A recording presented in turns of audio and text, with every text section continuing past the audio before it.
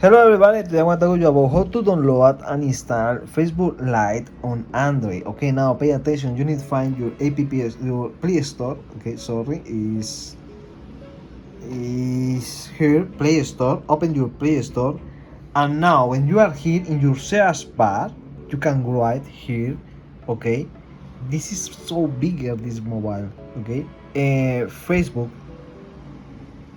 and Facebook Live. Okay, can you are here and you can find with the black look. Okay, look.